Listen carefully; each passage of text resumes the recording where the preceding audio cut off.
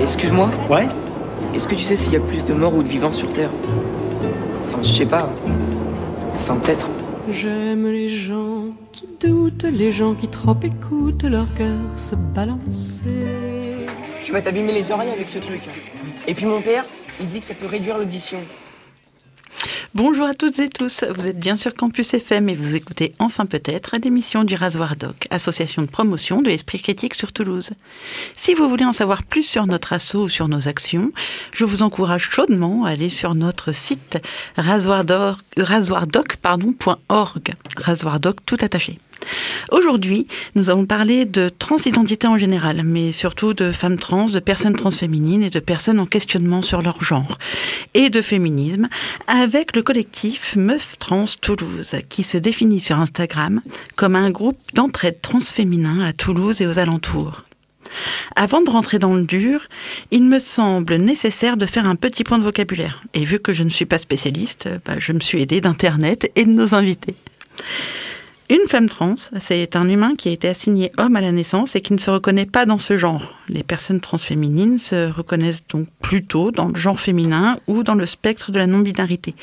Ces personnes peuvent choisir d'entamer une transition pour leur mieux-être, qu'elle soit sociale, médicale ou administrative. C'est un réel parcours de la combattante. Un homme trans, c'est un humain qui a été assigné femme à la naissance et qui se reconnaissent plutôt dans le genre homme ou sur le spectre de la non-binarité. Et ils peuvent aussi choisir de faire une transition pour leur bien-être. Et c'est un véritable parcours du combattant. La dysphorie de genre, du grec dysphoros, qui veut dire difficile à supporter. La dysphorie est un genre décrit décrit un sentiment de détresse ou de souffrance persistant vis-à-vis de nos caractéristiques sexuelles ou notre identité de genre.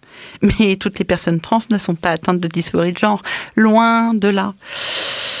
Je suis sûre que vous n'avez jamais entendu parler d'euphorie de genre.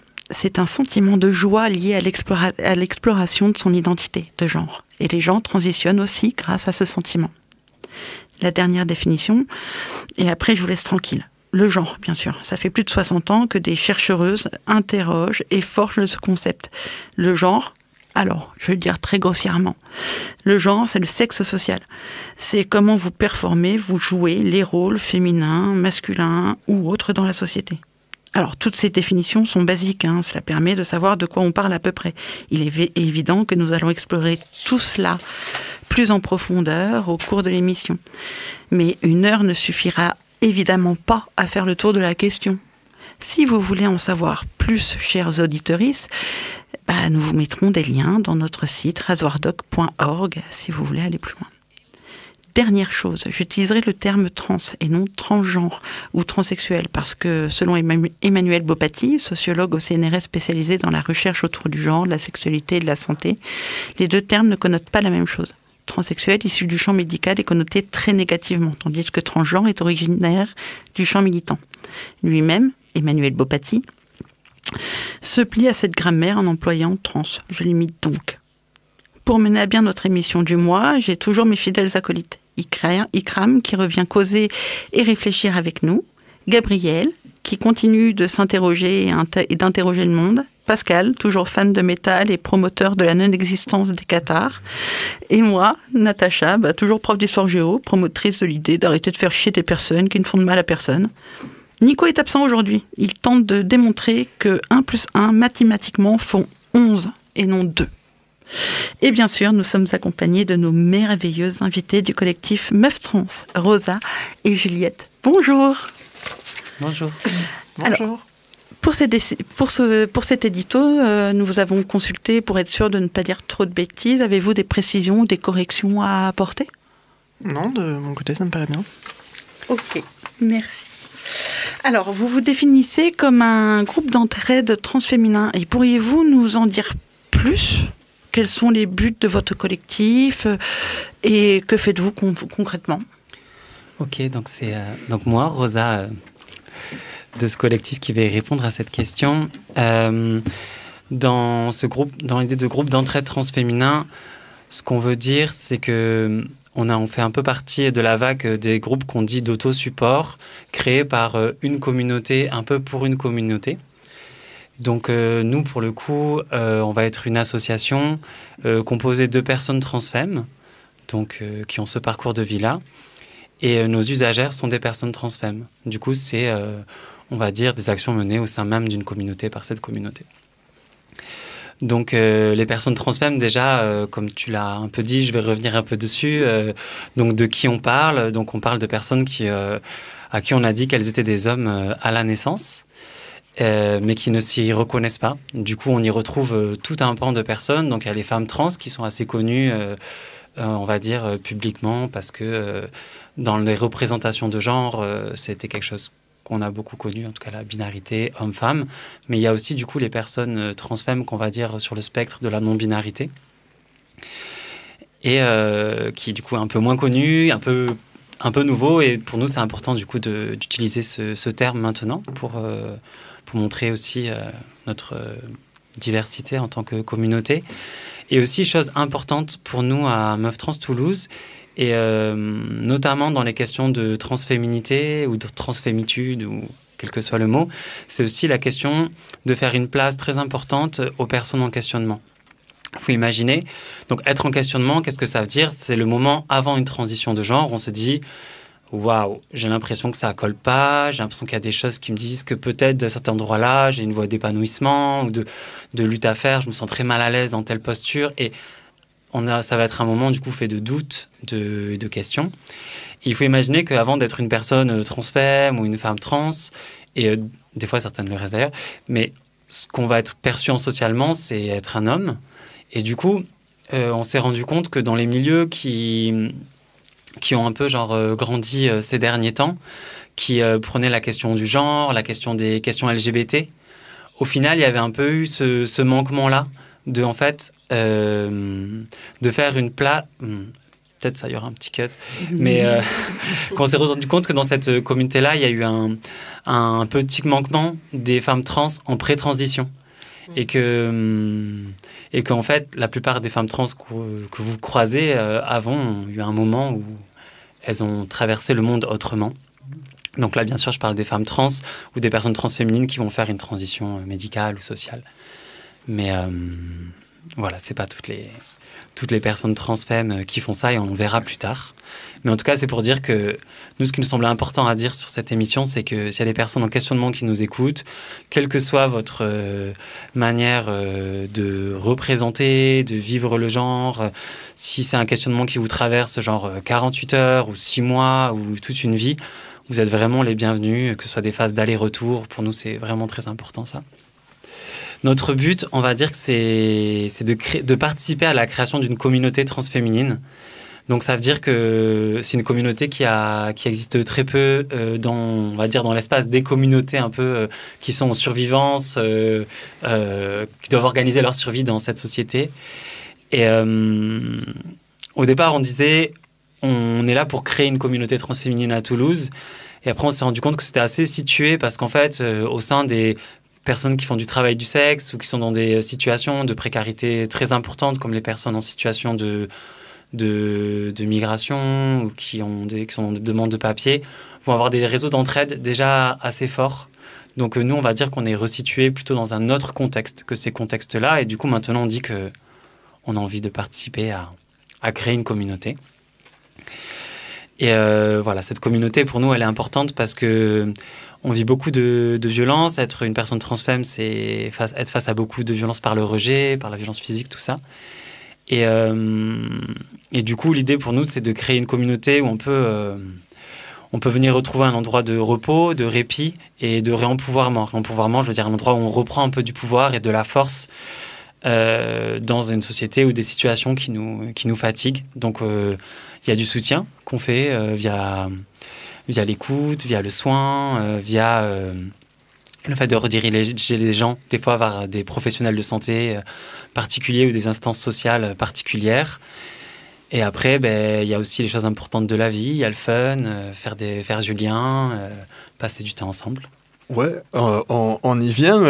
Alors, j'allais vous demander voilà, donc ce que vous faites concrètement, ça vous l'avez déjà un peu répondu, mais aussi, voilà, on précise que pour ce numéro-là, c'est un peu comme pour le numéro avec la coordination contre les idées d'extrême droite en Ariège, c'est-à-dire qu'on a choisi d'inviter plutôt des militantes que des personnes qui ont une expertise, comment on appelle ça, académique sur le sujet, ce qu'on fera peut-être à un autre moment, mais là pour l'instant c'est vous qui avez répondu à notre appel en premier, donc c'est super. Et que voilà, juste pour les gens qui sont un peu dans l'esprit critique et qui peut-être se diraient que là on parle d'autre chose, à un moment, vous inquiétez pas, on va faire une revue des idées reçues sur la transidentité et les personnes transfemmes, et on va débunker des trucs. Donc vous inquiétez pas, c'est toujours de l'esprit critique. Et ça existe depuis quand, Meuf Trans Toulouse ? Du coup, Meuf Trans Toulouse, ça existe depuis 4 ans. Ça existera depuis 4 ans en avril, là. Donc, c'est encore assez jeune. Je fais un cut juste parce que j'ai beaucoup parlé avant, mais il y a un truc que j'ai pas dit qui est important pour s'il y a possiblement des personnes qui écoutent. Dans nos actions concrètes, on organise des moments de chill un dimanche sur 2 dans un local à Saint-Cyprien. On organise un Discord qui est une sorte d'application ou forum qu'il y a sur les internets. Et c'est un endroit où du coup il y a beaucoup de partage de ressources et d'entraide. Et on est en train de mettre en place des cercles de parole qui devraient prendre d'ici la fin du printemps, qui seront du coup des lieux plus de soins, d'écoute, de partage de vécu. Ouais, donc vous séparez un peu un moment de chill, c'est vraiment juste passer du bon temps ensemble entre personnes transfemmes ou meufs trans, c'est ça ? Oui, c'est ça. Ça sert un peu de prétexte, d'excuse pour se voir, pour se réunir. Et c'est aussi des moments où on fait de l'information, on recommande des médecins, ce genre de choses. C'est le fait de se voir et de passer du bon temps ensemble, c'est aussi un prétexte pour informer et faire du soin de façon générale. Oui, tout à fait. Vous êtes nombreuses dans le collectif ? On est 5 dans le CA et 9 en tout. Et après, en ce qui concerne les usagères, par an, il y a à peu près 80 à 100 nouvelles usagères. Et du coup, vu que ça fait 4 ans qu'on existe, on a compté, il y a à peu près 450, 500 personnes qui sont venues nous voir et qu'on a pu rediriger. C'est pas mal, c'est énorme même. Et après, dans les moments de chill, je dirais qu'il y a entre 20 et 40 personnes qui viennent régulièrement. Et après, des nouvelles personnes qui viennent de temps en temps. Et la moyenne d'âge, elle est comment ? La moyenne d'âge, je dirais que c'est entre 20, même s'il y a des gens plus jeunes, et 35 ans, quelque chose comme ça. Et c'est assez jeune, quoi. C'est assez jeune. Après, il y a quand même un certain nombre de personnes qui ont 30-40 ans. Mais, ça reste toujours jeune. Mais oui, ça reste, c'est plutôt une tranche jeune, oui, effectivement. Et vous êtes proche de l'association Clarté, non ? Où il y a un réseau autour de Meuf Trans Toulouse. Il n'y a peut-être pas que vous. Vous avez des relations avec d'autres associations ou collectifs. Il y a un milieu autour de vous ? Oui. En quelque sorte, il y a Clarté, il y a l'UM2T, donc l'espace mineur trans Toulouse, qui s'occupe des personnes trans mineures, par exemple. Et il y a comme ça une petite constellation d'orgas. Et après, nous, on est la seule... Enfin, chacune a sa spécialité. Donc, comme je l'ai dit, ça peut être des assos qui sont très généralistes, ça peut être dirigé sur les mineurs. Nous, on est dirigé vers les personnes transfemmes. Et voilà. Et vous, qu'est-ce qui vous a mené, alors toutes les deux, qu'est-ce qui vous a mené à militer dans cet asso plutôt que justement dans une autre ? Et quel rôle vous y tenez ? Alors moi, donc Rosa, je suis la cofondatrice de l'association Meuf Trans Toulouse, donc il y a 4 ans. Je crois que pour raconter un peu ce qui m'est venu, comment ça m'est venu d'être à l'initiative de la création de ce collectif puis association, pour revenir un peu où moi j'ai commencé du coup ma transition il y a 7 ans à peu près. Et à cette époque-là, j'ai pas trouvé d'endroit où trouver des sœurs. Entre nous, on dit un peu des sœurs. Dans les milieux trans, ça se dit un peu genre entre personnes transfemmes, on dit des sœurs. Pour parler d'une personne transmasque, on dit un frère. Les personnes non binaires, adelphes. Et du coup, adelphes, c'est un mot qu'on va utiliser d'une manière plus neutre pour parler de toute la communauté. Et du coup, moi, je fais un peu partie des milieux militants. Ça fait 20 ans que je milite, quoi. Moi, j'ai 35 ans, voilà, ça arrive. Et du coup, j'ai un peu cherché dans les milieux un peu politiques, les quelques sœurs que je rencontrais. Des fois, mais j'avais un grand manque d'avoir des références, des référentiels de personnes et de diversité de référentiels. Donc, je rencontrais des fois même dans la rue des personnes, et si je sentais qu'il y avait une disponibilité à discuter, on buvait un café comme ça, mais c'est des trucs très séquencés, et ça me faisait ressentir beaucoup de solitude, parce qu'il faut savoir que le début d'une transition, c'est un moment où le monde il change assez drastiquement, assez radicalement, et que dans ces moments-là, une communauté ou quelqu'un qui a un vécu partagé, qu'on dit un peu les personnes pairs, qui vont vivre un vécu partagé, ça fait du bien. Et du coup, j'ai commencé un peu à bouger. J'ai passé un peu du temps à Paris, où il y a beaucoup de collectifs de soutien trans. Et c'est le moment où il y avait un collectif donc, de l'époque qui n'existe plus, ou alors qui existe de manière, on va dire, plus... pas de manière publique, on va dire, qui s'appelle Autosoutien Transfem, qui organisait des cercles de parole transféminins tous les dimanches. Je crois que c'était les dimanches ou les mercredis. Enfin bref, une fois par semaine, il y avait un cercle de parole. Et moi, je me suis retrouvé là-dedans et d'un coup, j'étais avec 12 sœurs autour de moi et j'étais très ému. Je me suis rendu compte que ça a été quelque chose de très puissant pour moi en termes de normalisation, de me rendre compte que en fait, j'étais entourée, j'étais pas seule à vivre ça, tout ça. Et du coup, on va dire que pour moi, c'est... Quand je suis rentrée à Toulouse, j'ai vu 2 copines de l'époque et je leur ai dit non mais là en fait il y a un truc à faire, c'est important. En plus de mon côté, la question de la communication elle est très importante, la question du soin aussi c'est quelque chose qui a toujours été très important pour moi. Et je pense que contrairement à d'autres personnes, dans les moments de chill, de sociabilité, je me sens pas très à l'aise, mais dans les moments qui ont aussi un cadre, comme les cercles de parole qui vont être assez encadrés, je me sentais beaucoup mieux. Je désirais aussi, je crois, des formes de connexion par l'intime que permet le cercle de parole ou par l'empathie. Et du coup, on a lancé comme ça Meuf Trans Toulouse. On s'est dit qu'on faisait ça. J'ai fait un compte et une story, une publi en 2 heures, qui est encore sur notre compte Instagram, si vous allez tout en bas.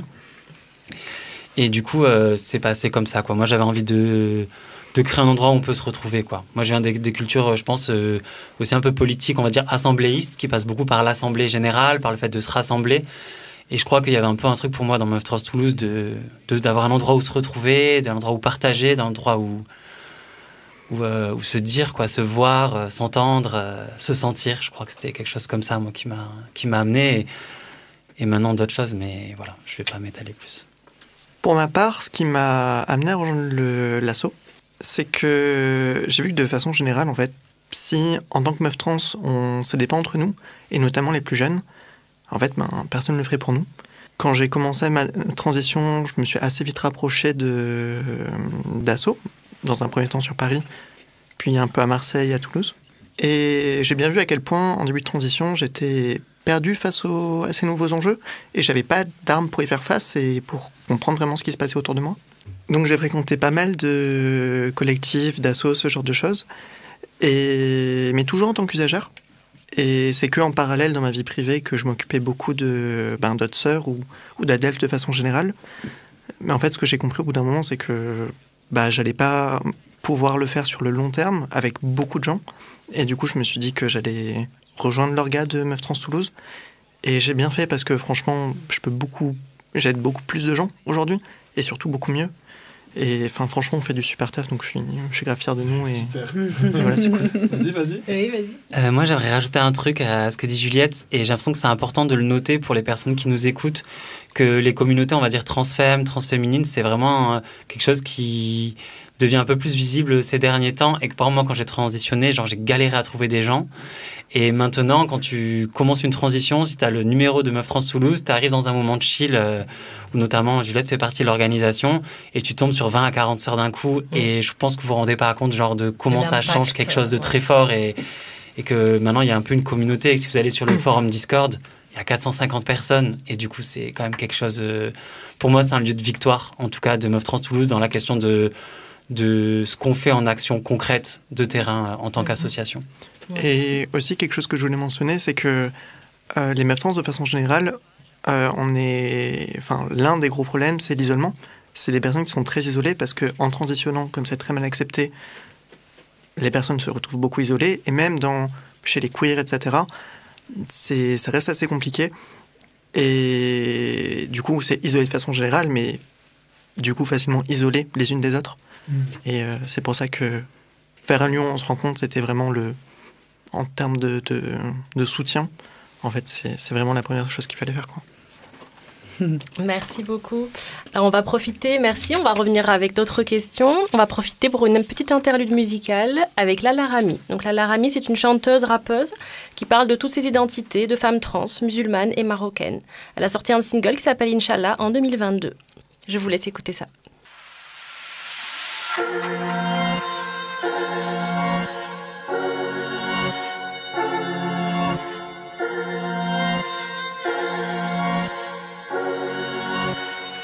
Rami, t'es pas sur le droit chemin. Oublie tes rêves de gamin. Ton avenir est entre tes mains. Faut penser au lendemain. Moi je veux juste changer les choses. Mais bédo, jamais je dose. Les yeux et le cœur ouverts. Comme ami, je préfère les roses. Yeah. J'ai grandi dans vision pessimiste. Le ciel est gris, l'esprit aussi. Bah oui, sois fier à papa, je souris. J'ai grandi et ça va la vie. Aujourd'hui, hamdoullah, un an sans un mot d'ailleurs. Je l'ai là quand j'avais besoin d'être dans tes bras. T'étais pas là, j'attends encore ton je crois en toi. Mais sache que je t'aime encore papa. Dis pas de la merde comme Margaret Stern. Good for you, si t'as pas la ref. Je t'ai vu se faire tuer dans la rue. J'étais qu'un enfant, pas étonnant que je sois nu. C'est pas un meurtre, c'est un suicide. Ils veulent tous nous voir partir. Tu es une femme trans, c'est un féminicide. Et non, tu ne peux pas s'en rire. Malgré la peur, je reste lucide. J'ai dit à maman que j'allais réussir. Jeter les bombes, jeter l'acide. Vous ne m'empêcherez pas de vivre. Est-ce que c'est ma chatte ou ma teub qui te dérange? Dis-moi pourquoi tu pètes les phalanges. J'ai jamais dit que j'étais salange. Cherche ma maison comme un salange. Jamais je n'irai dormir dans ta grange. Tu veux de moi que quand ça t'arrange. Lave ton linge, ça le fait ta vidange. Tu fais l'eau doux dans le gange. Y'a que la vérité qui démange. J'ai vu la mécanique de l'orange. Je te braque pas moi que si je me venge. Tu reprends le plafond comme Michel-Ange. Y'a qu'à Dieu que je fais des louanges. Je pète des câbles en roue libre-échange. Je l'ai que d'un mauvais mélange. C'est avec 3 doigts que je te mange. Innocente, mais ils m'ont rendu coupable. M'ont dit que de rien je n'étais capable. Mara arabe improbable, mais quand même très désirable. Le Camino, vous êtes pitoyable. Ah ouais, t'es croyant, toi, à répandre la haine, à ignorer nos peines, à nous remettre de chaînes. Vous oubliez trop souvent que Dieu n'est pas méchant, qu'on est tous ses enfants, que c'est lui pas toi le jugement. Et oui, c'est ça, je vous read avant de prendre des rides. Je ne peux pas faire le vide, une rose dans le désert aride. Il n'y a que Dieu qui me guide. Il me dit à la Z, joins une fille qui est que risqué. Donc je prie Inch'Allah, Inch'Allah. Un jour je chanterai à Rabat, Inch'Allah, Inch'Allah, Inch'Allah. Un jour ce sera fini tout ça, Inch'Allah, Inch'Allah, Inch'Allah. Les gens ne s'aimeront plus tout bas, Inch'Allah, Inch'Allah, Inch'Allah. C'est la haine que l'on cachera, Inch'Allah, Inch'Allah, Inch'Allah. Plus rien ne sera chouma, Inch'Allah, Inch'Allah, Inch'Allah. Un jour je chanterai à Rabat, yeah. Un jour je chanterai à Rabat, yeah, yeah. Un jour je chanterai à Rabat.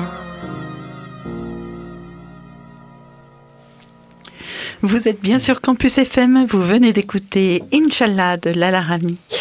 Ikram va maintenant nous lire un extrait d'un livre que nous vous recommandons chaudement. Je suis un monstre qui vous parle de Paul B. Preciado, pardon.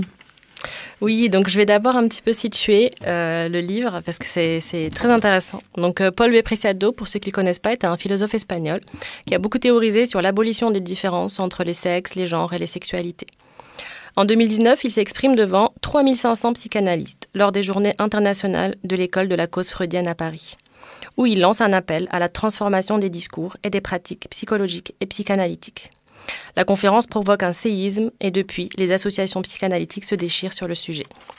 Filmé par des smartphones, le discours est mis en ligne par fragments. Il décide alors de publier dans un livre titré « Je suis un monstre qui vous parle », dont voici un extrait. « Je m'adresse aujourd'hui à vous, académicien de la psychanalyse, depuis ma cage d'homme trans.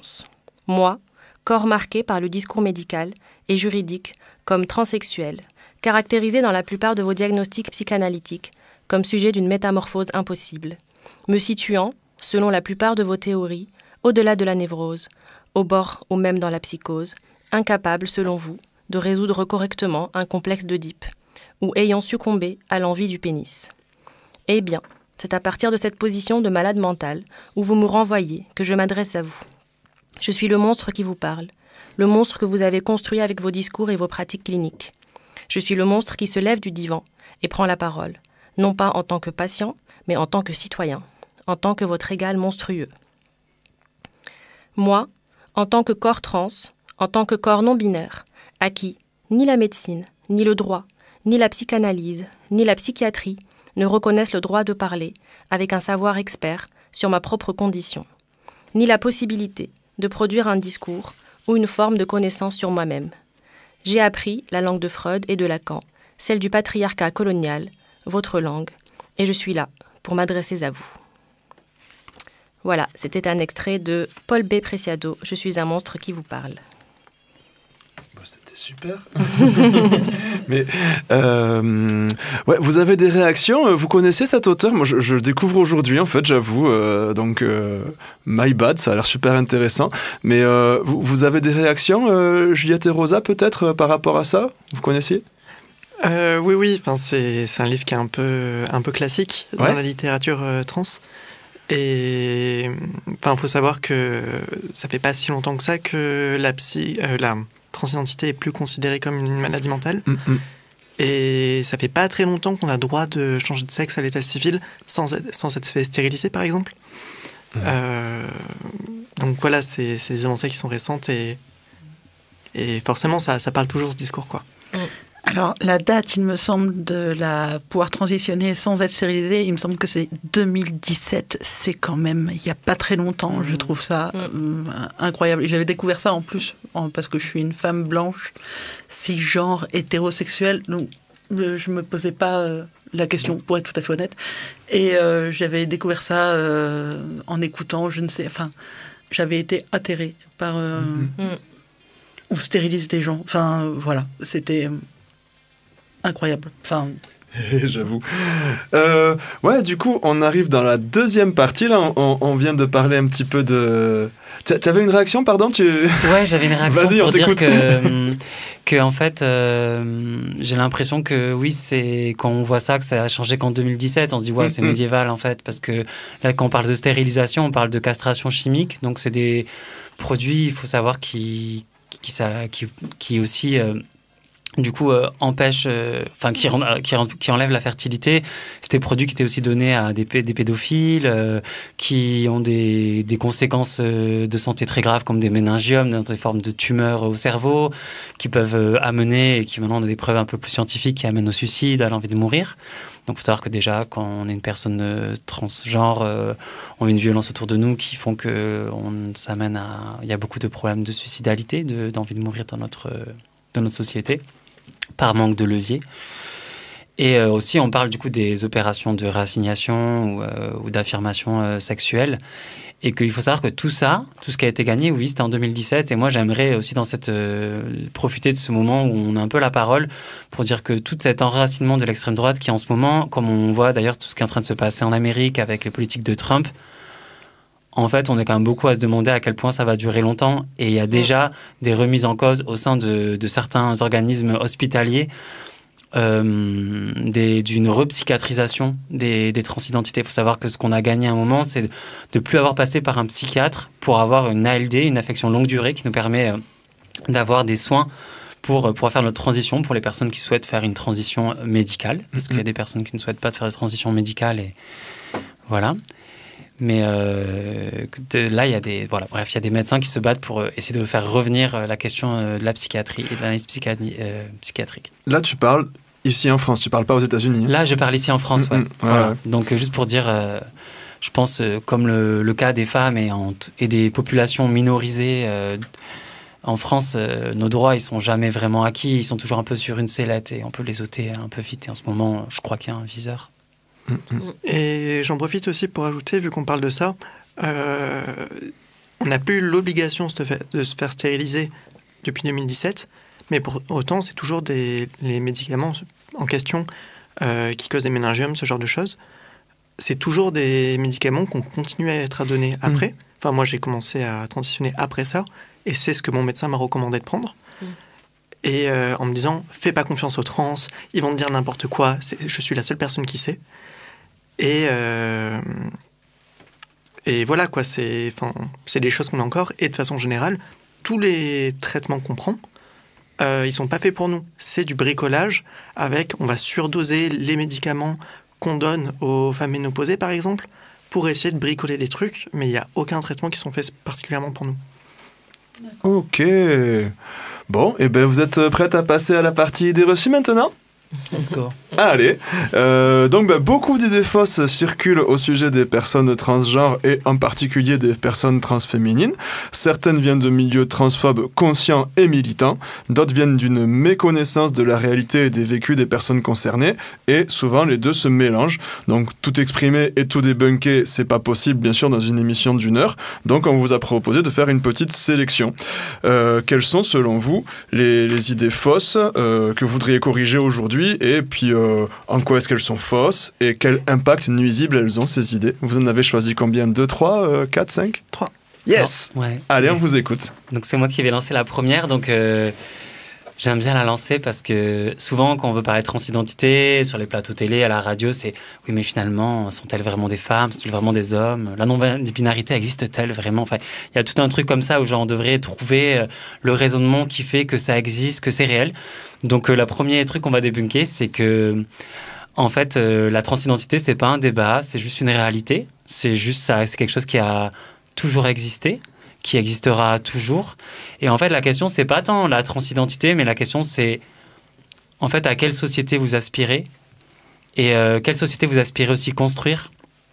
Et moi, personnellement, et à Meuf Trans Toulouse, on aimerait trouver des formes de société qui sont incluantes, respectueuses, quel que soit le rapport à son genre, à son culte religieux, à son orientation romantique et ou sexuelle, et que la question, elle se pose plutôt là. Donc voilà, première idée à débunker.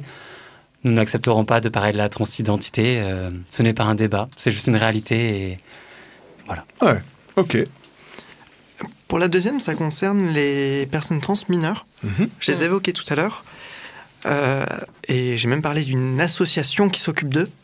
Alors non, on ne fait pas de chirurgie sur les enfants. On fait que, pour ceux qu'ils souhaitent, ceux qu'ils demandent, avec l'accord des parents, retarder leur puberté jusqu'à leurs 16 ans. Et ça n'a rien de définitif. Le truc, c'est que tous les arguments, en fait, de façon générale, qui sont utilisés sur les mineurs, etc., c'est juste le fer de lance, en fait, de l'extrême droite, des fachos, des réactionnaires. Parce que les enfants, ça... Forcément, ça nous touche. Les pauvres enfants si innocents. Mais c'est qu'un pied dans la porte pour après s'attaquer aux trans de façon plus générale. Et comme on voit aux États-Unis, où c'est un exemple, ou en Angleterre, où à la base, le pied dans la porte, c'est jusqu'à 18 ans, puis ils font en sorte que ce soit jusqu'à 25, et puis ils repoussent. Voilà, ils ont ce genre d'idée en tête, quoi. Tout à fait, ouais. Ce genre de méthode.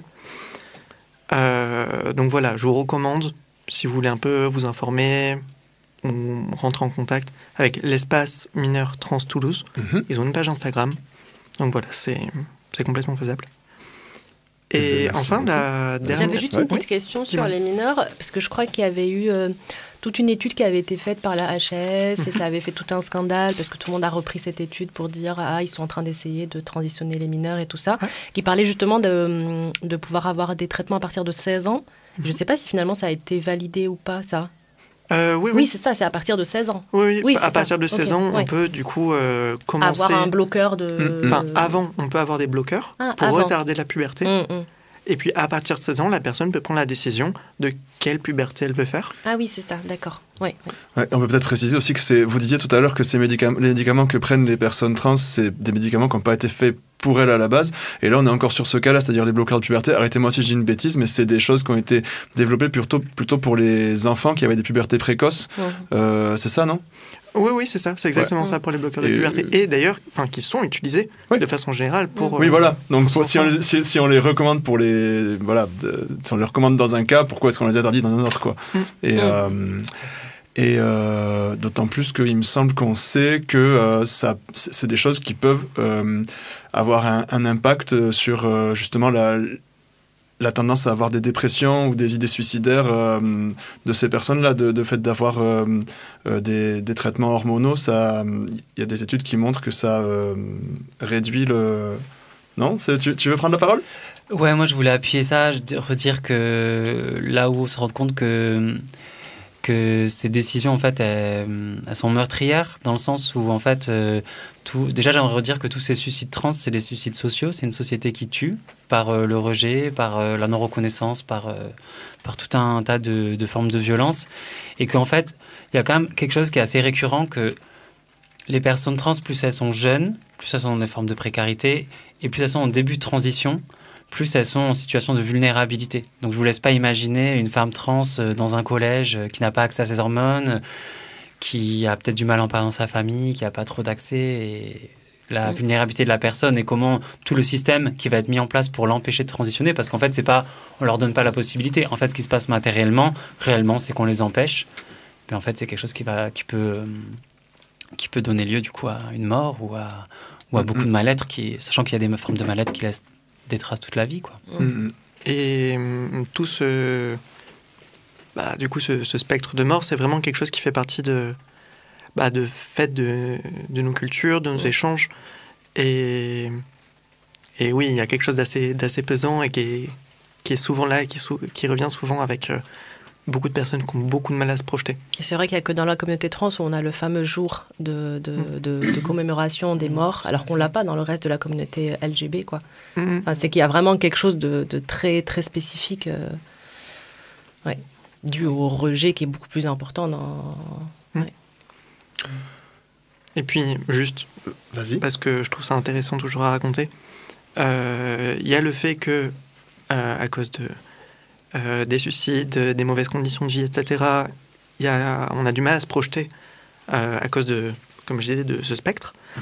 Mais il y a aussi tout le côté de... on a très peu d'anciennes parce que soit elles sont mortes, soit elles se cachent et elles disent à personne qu'elles sont trans pour pouvoir vivre plus facilement. Et donc, il y a un peu ce double truc d'avoir l'impression d'être orpheline constamment. Ok. Alors, troisième... Vas-y. Oui. C'était pour la troisième idée, je crois. On n'avait pas fini ? Non, il y en a une troisième. Autant pour moi. Allez-y, on vous écoute.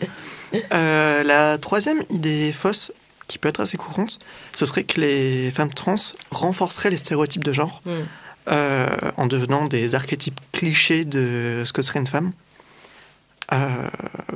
Déjà, ce qu'il faut avoir en tête, c'est que, comme pour les femmes cis, donc qui ne sont pas trans, les femmes trans ont des tas de façons d'exprimer leur féminité, et pas du tout que de façon archétypale. Vous ne nous voyez pas à travers les micros, mais moi et ma collègue ici présente, on a des formes d'expression qui sont loin d'archétypes, et voilà, on existe juste en tant que femme dans la société. Sauf que le truc un peu particulier avec les femmes trans par rapport aux femmes cis, c'est que si jamais on n'est pas assez féminine, on va avoir tendance à nous nier le statut de femme. Et ça, c'est quelque chose qui nous est assez particulier. Donc on arrive dans une dichotomie où soit on est très féminine et on renforcerait les clichés, soit on n'est pas très féminine et dans ce cas, on n'est pas des femmes. Et en fait, ce genre de logique, ça fait que les femmes trans ont des conditions de vie plus difficiles, parce qu'elles doivent constamment se justifier, pas être acceptées, être vues un peu comme des monstres, etc. Et ça fait que y a plus de rejet dans les familles, il y a plus de discrimination dans les écoles, au travail, dans les commissariats. Et voilà, c'est quelque chose qui...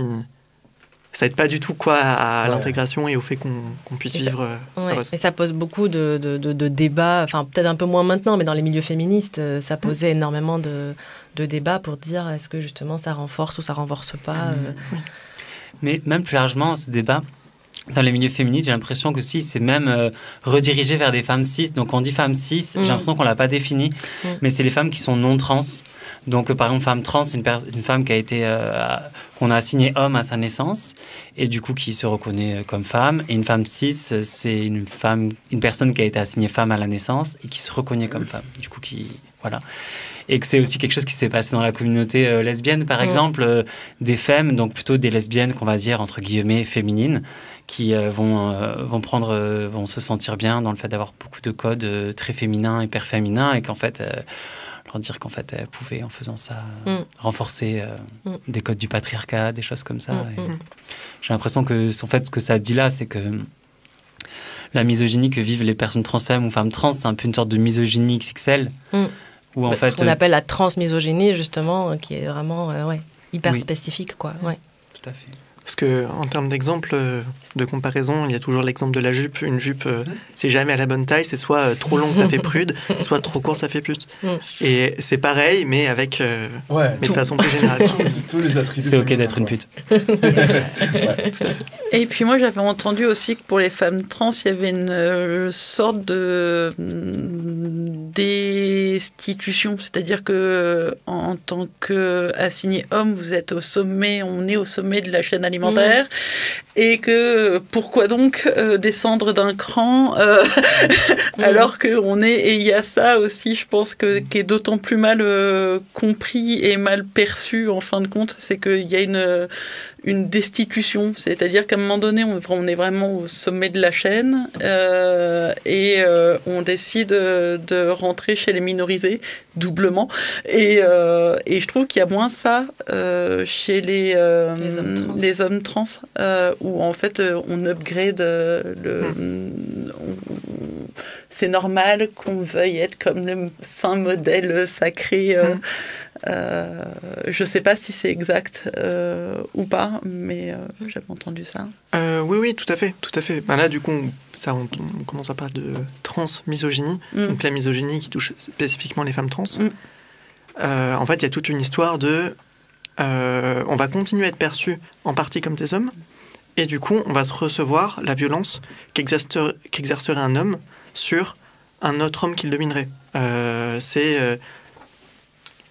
des violences qui sont assez particulières, et du coup, en termes de violence physique dans certains cas, par exemple, les femmes trans vont plus facilement recevoir des violences que des femmes.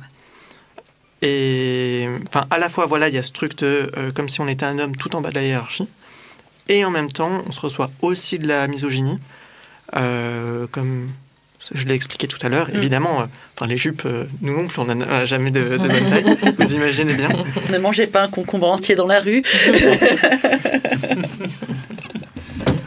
On passe à la musique ?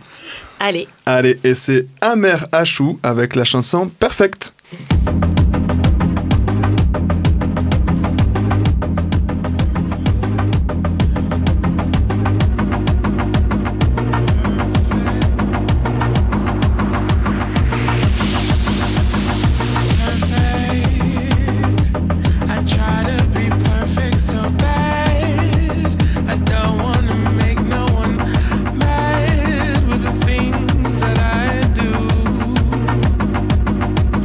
Spiral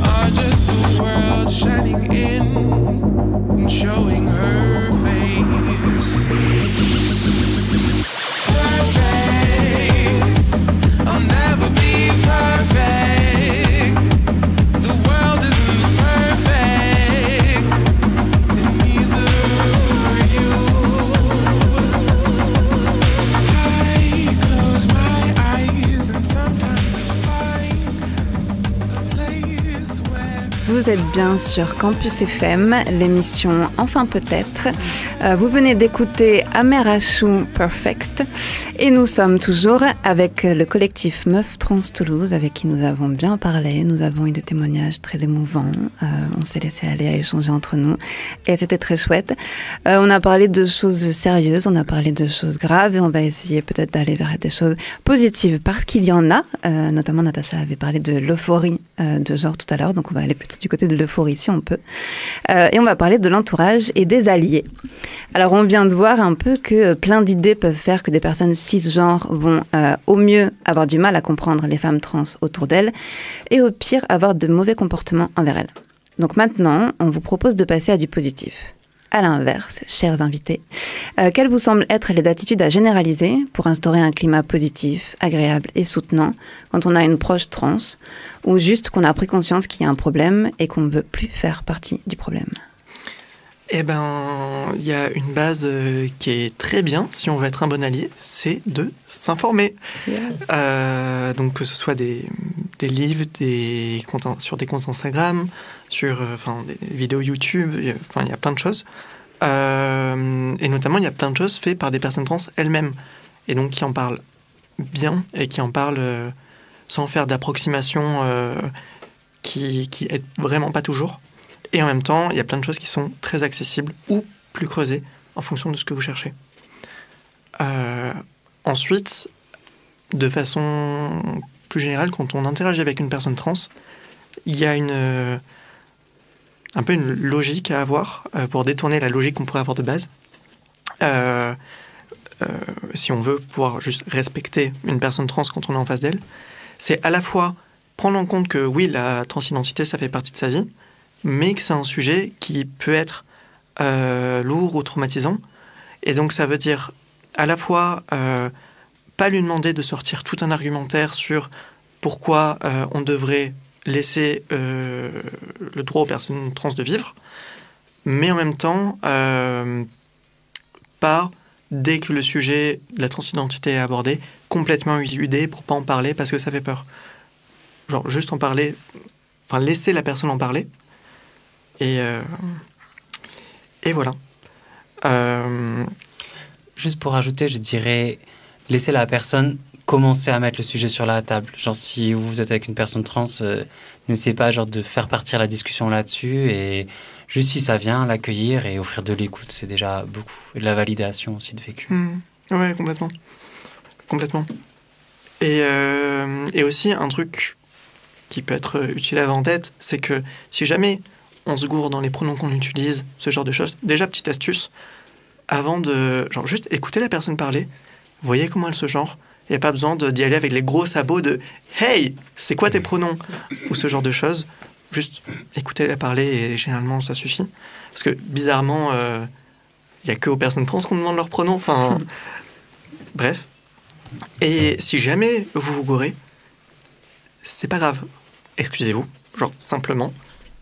Faites pas un truc de « Ah non, mais je suis désolé, mais tu comprends », mais pendant 5 minutes, c'est super chiant, ça met un éléphant au milieu de la pièce. Donc, juste, excusez-vous, brièvement, prenez le temps de réfléchir à ce qui s'est passé, et puis voilà, je veux dire, tout le monde a des gestes, des paroles, on vit dans un univers transphobe, donc c'est normal d'avoir des choses qui ressortent comme ça. Et d'autant plus qu'être mégenré, ça peut tout à fait arriver à des personnes cis aussi. Moi, j'ai des élèves régulièrement qui m'appellent madame et j'en fais pas tout un plat, je leur demande pas de... voilà quoi, donc on peut très bien le faire pour des... Voilà. Non, t'as pas... j'ai l'impression que ce qui est compliqué là, c'est que toi, t'es un homme cis, du coup, ça te touche pas pareil. Oui, t'as raison, tout à fait. Moi, en tant que personne trans, si on me fait ça, on me réassigne un truc où j'ai fait tout un chemin qui, pour ma part, a été assez traumatique pour arriver à une identité où je me sens respectée. Voilà, et je me dis waouh, et je sais qu'elle est fragile, et du coup, je me sens aussi en vigilance sur le fait de la faire maintenir et respecter, quoi. D'accord. La différence, c'est qu'en fait, tu te sens pas agressé quand on se trompe de pronom, alors que d'autres gens peuvent se sentir agressé parce que ça n'a pas la même valeur. Ah, d'accord. Non, je voulais réagir à ce que tu disais de pas en faire trop, mais il faut quand même pas en faire rien du tout, quoi. Ouais, puis moi quand je t'ai entendu, je me suis dit waouh, la chance. Ce que j'ai fait je comprends, d'accord. Ok, très bien. Oui, et puis il y a aussi, toi ça va peut-être t'arriver une fois l'année, Nous, ça nous arrive... si on reste dans des contextes hétérosexuels, etc., communs pour la plupart des gens, c'est des choses qui arrivent très régulièrement, quoi. Donc, puis surtout en début de transition. Ok. Mais voilà, de façon générale, en fait, pour être un bon allié, il faut prendre conscience de c'est quoi les mécanismes qui sont en place pour discriminer les personnes transfemmes et juste les prendre en compte, en fait, tout simplement. Moi, j'ajouterais juste un truc aussi, un bon tips, moi qui m'aide sur d'autres trucs. Par exemple, moi je suis une femme blanche, du coup j'essaye aussi de faire gaffe sur des trucs de racisme parce que voilà. Mais c'est aussi de se demander des fois, si la personne en fait elle n'avait pas cette discrimination, est-ce que je me permettrais de faire ci ou de permettrais de faire ça? Est-ce que je penserais ça? Et donc ça, déjà, je trouve que ça fait un truc, ça peut être un outil assez chouette. Et un autre outil qui est bien aussi, c'est de se poser aussi la question des projections qu'on a envers la personne, que la transphobie, les différentes formes de discrimination se passent aussi dans comment on va, avant de connaître la personne, lui coller plein de choses. Donc c'est ce qu'on lui projette. Et du coup, se rendre compte de vous, c'est quoi vos projections personnelles, en fait, sur les personnes trans, voilà. Après, ça, j'ai l'impression que ça vient... c'est grave important, mais c'est le genre de choses qui vient petit à petit, en s'informant dans tous les cas. Ouais, de ouf. Et Cram, pardon, excuse-moi. Et j'allais dire, et là on dit ça pour la transidentité, mais c'est comme ça que ça fonctionne pour la plupart des discriminations. Le racisme, c'est exactement pareil. Prendre conscience de comment on voit les gens, de ses biais, etc. Il n'y a qu'en s'informant qu'on arrive à parce que le monde est raciste, transphobe, sexiste, et donc c'est normal en fait c'est ça, tout à fait. Et nous y compris. Moi j'ai toujours une anecdote que je raconte, c'est qu'au début de ma transition, après mon coming out, ma mère, qui a très mal réagi et me disait des trucs de non mais moi je suis pas transphobe de toute façon. Ce que je disais c'est bravo, hein. On est éduqués dans une société qui nous incite à l'être. On a tous des biais comme ça. Même moi, j'ai encore tout un tas de biais. Et toi, qui n'es même pas concerné par la question, qui t'y est jamais intéressé, t'as déjà tous les construits. Franchement, bravo à toi. Hein. Pour rester sur un petit peu cette bonne humeur, je voulais vous proposer un extrait d'un livre plutôt empouvoirant. Donc c'est un extrait de Julia Serrano, donc c'est quand même un classique aussi dans la littérature trans. Donc Julia Serrano, elle est écrivaine, biologiste et militante trans et féministe. Elle a contribué à forger plusieurs concepts comme le privilège cissexuel ou la transmisogynie. Donc voici un extrait de son livre, Manifeste d'une femme trans. Pour dire la vérité, durant les 3 dernières années, environ la moitié des femmes qui ont suscité mon intérêt, que j'aurais imaginé draguer si j'avais voulu sortir avec quelqu'une, se sont avérées être des femmes trans. Il y a de nombreux traits de personnalité que je trouve attirants chez les femmes. La passion, la créativité, le sens de l'humour et la confiance en soi. Et d'après mon expérience, je peux dire que les femmes trans ont tendance à disposer avec force de toutes ces qualités.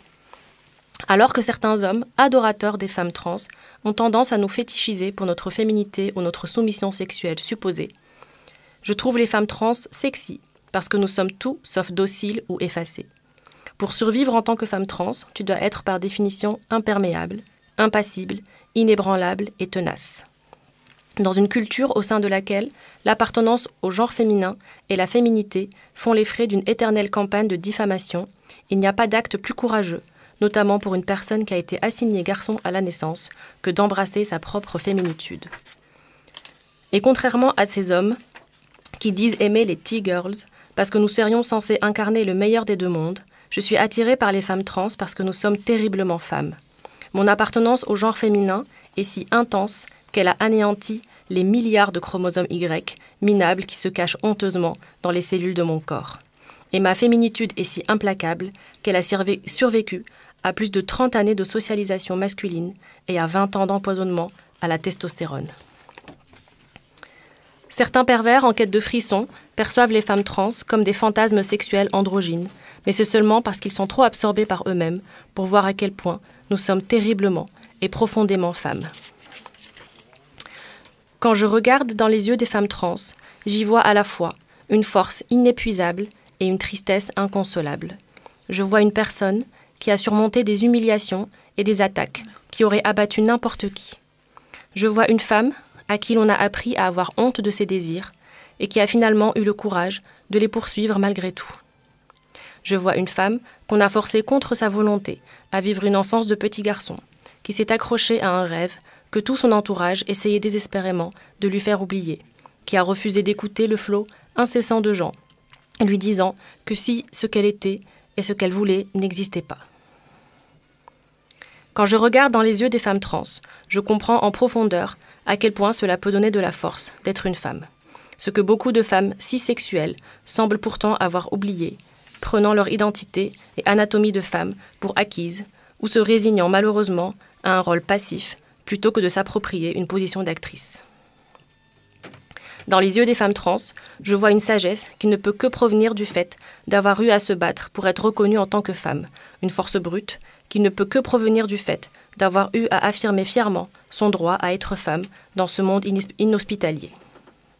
Dans les yeux des femmes trans, je vois des personnes qui comprennent que dans une culture qui s'est de toute évidence construite sur l'hystérie homophobe masculine, assumer d'être une femme et exprimer ouvertement sa féminitude n'est pas un signe de frivolité, de faiblesse ou de passivité, mais un terrible symbole de courage.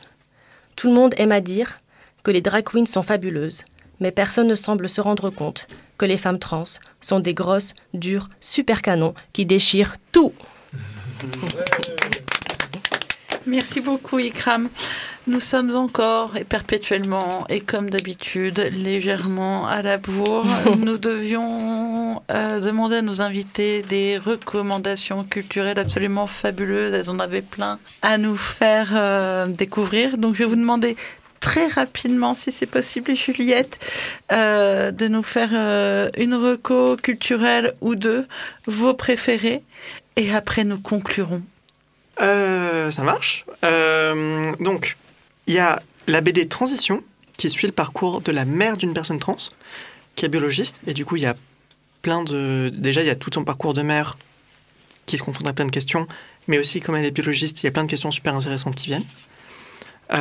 Testé et approuvé par plusieurs membres de ma famille. Il y a le roman Detransition Baby, qui parle de façon super complexe de parcours de personnes trans, femmes surtout, allant jusqu'à parler des transitions, enfin ça parle de polyamour, de coparentalité.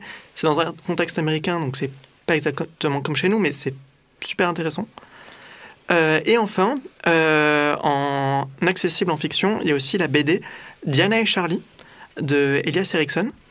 C'est l'histoire de deux lycéens trans qui se détruisent un peu pour réussir à survivre. L'un des personnages est non-binaire et l'autre est une trans-femme qui n'a pas accès à un suivi médical. Il y a plein de musiques des années 90 qui sont intégrées là-dedans. C'est un peu dur, mais c'est super vivant et super chouette. Donc, franchement, c'est accessible. Merci beaucoup d'être aussi rapide. On mettra toutes les autres recommandations peut-être sur le site internet Rasoir Doc et sous l'émission de Campus FM. Rosa, tu voulais dire quelque chose ?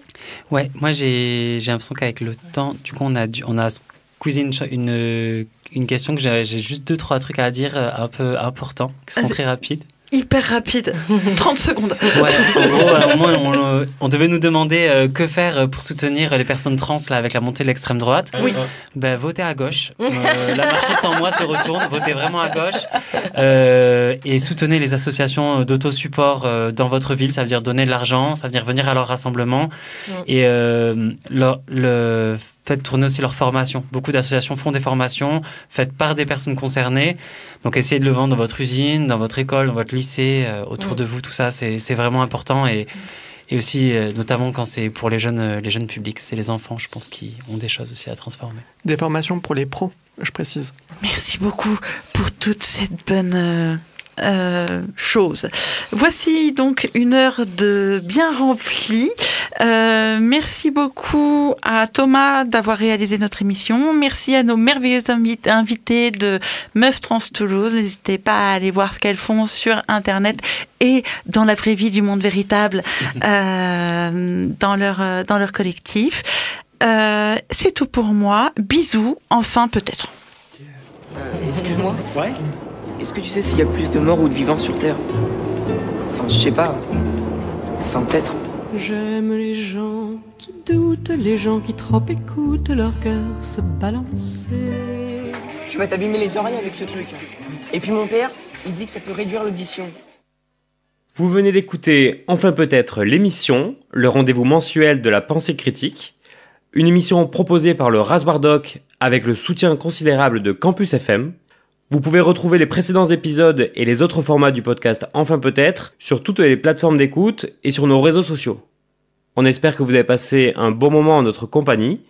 N'hésitez pas à nous faire vos retours, satisfaits ou critiques bien sûr, et on se retrouve bientôt pour de prochaines réjouissances. Enfin peut-être.